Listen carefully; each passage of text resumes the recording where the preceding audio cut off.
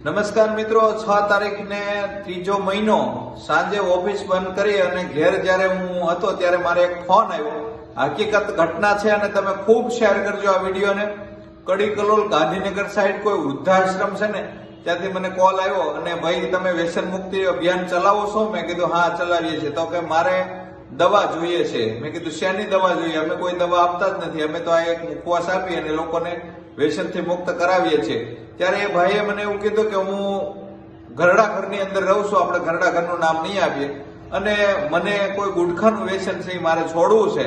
ત્યારે મને એમ થયું ઘરડા ઘરમાં તમે પૈસા ક્યાંથી કાઢો છો? મેં એને પૂછ્યું. ત્યારે એ કીધું મને કે હું બહુ પૈસા વાળો માણસ છું, પણ મારે એકનો એક દીકરો છે અને દીકરાની વહુના કારણે એ લોકોને કંકાસ થાય, સુખેથી ઈ પણ ન રહી શકે, અમે પણ ન રહી શકીએ. એના માટે અમે ઘરડા ઘરમાં છેલ્લા 2-2.5 વર્ષથી આવી ગયા છીએ અને અહીંયા ખૂબ આનંદ આવે છે અને ખૂબ બધાની સાથે રહીએ છીએ, આનંદ કિલોલ કરીએ છીએ.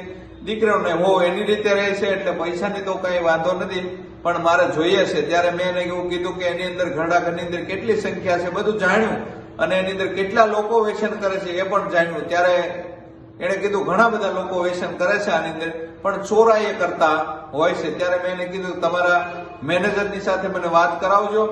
આપણે અભિયાનના માધ્યમ, ટ્રસ્ટના માધ્યમથી બિલકુલ ફ્રી આવા કોઈ ઘરડા ઘર હોય એની અંદર લોકો પાસે પૈસા ન હોય તો એને અભિયાન તરફ અને સત્ય સનાતન ચેરિટેબલ ટ્રસ્ટના માધ્યમથી આપણે એને આ મુખવાસ પહોંચાડશું અને વ્યસનથી મુક્ત થાય. ઘરડા ઘરની અંદર રહેતા લોકો, નિરાધાર લોકો છે જેનું કોઈ નથી, ભલે પરિવાર છે પણ છતાં એ કોઈ ઘરડા ઘરની અંદર કે વૃદ્ધાશ્રમની અંદર આશરો લઈ રહ્યા છે, એ લોકોને આપણે વિના મૂલ્યે આ મુખવાસ એને આપીશું અને વ્યસનથી મુક્ત કરવાના પ્રયત્નો કરીશું.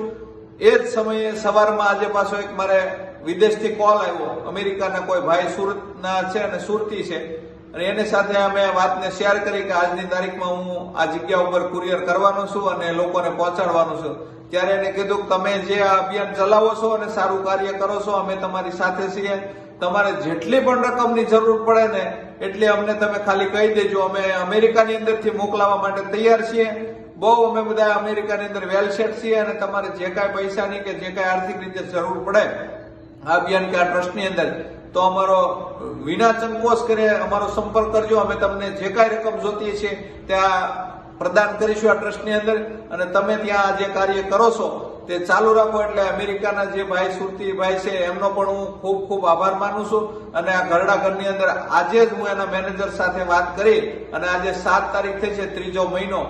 આજે હું એની સાથે વાત કરીને આ ઘરડા ઘરની અંદર કુરિયરના માધ્યમથી આપણો મુખવાસ મોકલી અને ત્યાં લોકોને રાહત થાય અને વ્યસનથી મુક્ત થાય એવા પ્રયત્નો આજથી જ શરૂ કરીશું.